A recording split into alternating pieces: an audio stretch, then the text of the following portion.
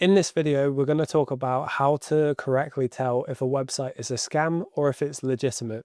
On my screen, you're going to see a checklist, and below the video, you're going to see the checklist that you should follow whenever you're adding new suppliers. It's always really important to do these checks because you don't want to be buying from scam websites, especially if they don't provide secure payment processes. If you purchase goods with a credit card or Amex, there is a really strong chargeback ability there, so you can get your money back, but it's so much less of a headache to just do your due diligence, do your checks beforehand, and make sure everything's okay. So why don't we go through this list?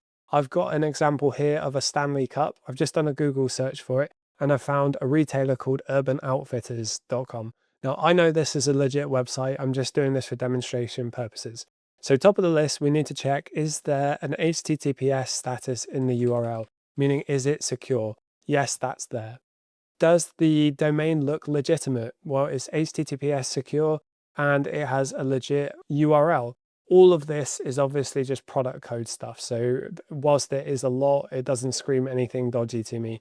A really good example of a bad URL would be, let's say you're on Stan's Tools, but then the URL says Billy's Bits. That's a bit suspicious there. The URL is not the same as the company address, so you just have to be a bit careful there. Okay, so the next check, the Trustpilot. One of the reasons I wanted to choose this one, because it's a really good example of a legitimate site that actually has a bad Trustpilot review. So you have to take reviews with a pinch of salt because humans have a negative bias, which means they're much more likely to leave a negative review rather than a positive one. So you can see that this place has a 3.6 and it has a lot of 1 stars, but that doesn't mean it's not a real business. So just bear that in mind.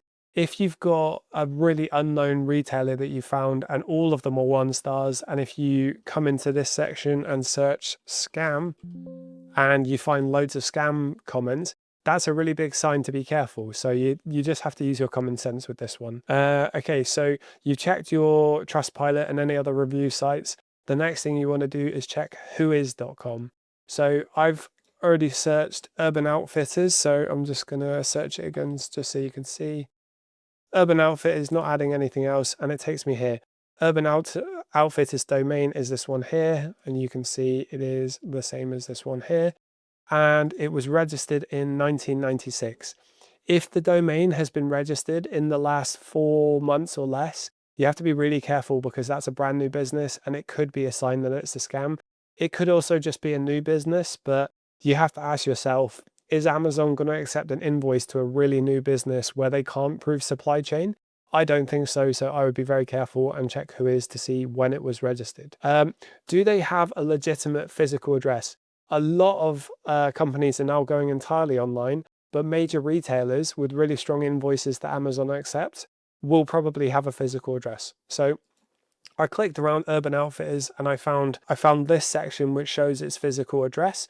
Again, this is a really good example of why this is a legitimate store, but you have to take it with a pinch of salt. I'll show you why. We've got a UK address here based in Cambridge. And actually my next one is, do they have a number that you can call to verify it's legitimate or your client can call? And this one does. I searched this address and I came to Google and it actually took me to an alleyway where I can't click around. What I think is happening here is that there's a high street here that Google can go down and I can't actually see the address. So if this was an unknown retailer and I wasn't sure if this was a real website, this would be suspicious. Obviously, Urban Outfitters is legitimate, but I'm just showing you how it doesn't prove that it's a scam. A lot of the times when you do this check, it will be some random person's house in the US, and obviously that's not good. That's a sign that it's either a new business or an illegitimate business. So just bear that in mind. The email on their website. So again, just clicking around Urban Outfitters, I found their contact us page. You've got a live chat, you've got an email contact form, and they have a social media presence, which is one of the checks. So this is a really strong indication that this is a legitimate business.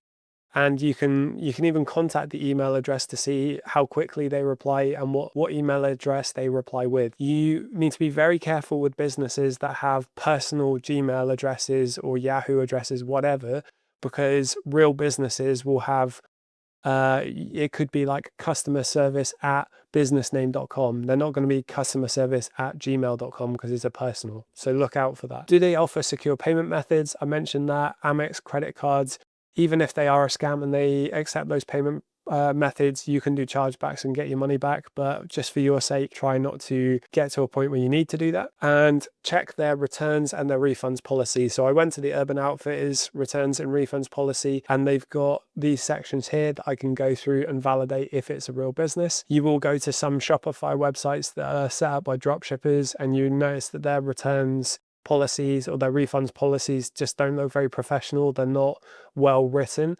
Again, that's a telltale sign to be careful. Really hope you liked the video, guys. Let us know in the comments if there's anything we can do to help you grow your Amazon FBA businesses. YouTube thinks you're going to like this video.